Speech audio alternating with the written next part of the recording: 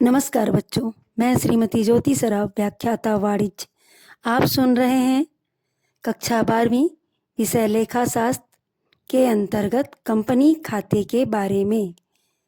Company खाते अंश पूंजी के लेखांकन के अंतर्गत आज मैं आपको बताऊंगी अति अभिधान और न्यूनतम अभिधान के बारे में। सबसे पहले हम समझते हैं अति अभिधान क्या है। कंपनी अपनी आवश्यकता अनुसार अंशों का निर्गमन करती है। कभी कभी ऐसा होता है कि कंपनी जितने अंशों को निर्गमित करती है उससे अधिक अंशों के लिए आवेदन पत्र कंपनी को प्राप्त हो जाते हैं। इस स्थिति को ही अति अभिधान कहा जाता है। ऐसा होने पर संचालकों का आवंटन संबंधी कार्य कुछ कठिन हो जाता है, क्योंकि सभी प्रार्थियों को उनके आवेदन पत्र के आधार पर अंशों का आवंटन नहीं किया जा सकता।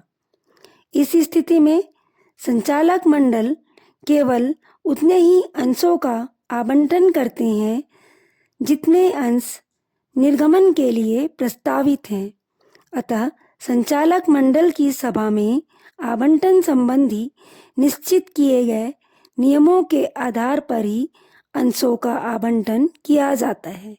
जैसे यदि कंपनी निर्गमित करती है 10,000 अंश और कंपनी को आवेदन पत्र प्राप्त होते हैं 12,000 अंशों के लिए, तो इस स्थिति को अति अभिधान की स्थिति कहा जाता है। बच्चों, अब हम समझेंगे न्यूनतम अभिधान के बारे में, जिसे इंग्लिश में अंडर सब्सक्रिप्शन कहा जाता है। कंपनी द्वारा निर्गमित पूंजी के उस भाग को न्यूनतम अभिधान कहा जाता है जिसकी प्राप्ति के बिना किसी भी अंश पूंजी का आवंटन नहीं किया जा सकता। न्यूनतम अभिधान की राशि कितनी होगी यह कंपनी की प्रकृति, आकार आदि पर निर्भर करता है, किंतु फिर भी यह राशि इतनी अवश्य होनी चाहिए जिससे कि कंपनी के प्रारंभिक रूप में किए जाने वाले व्ययों की भुगतान की व्यवस्था की जा सके। जैसे यदि कंपनी 10,000 अंशों का निर्गमन करती है और कंपनी को केवल 8,000 अंशों के लिए ही आवेदन पत्र प्राप्त होता है, तो ऐसी स्थिति न्यूनतम अभिधान की स्थिति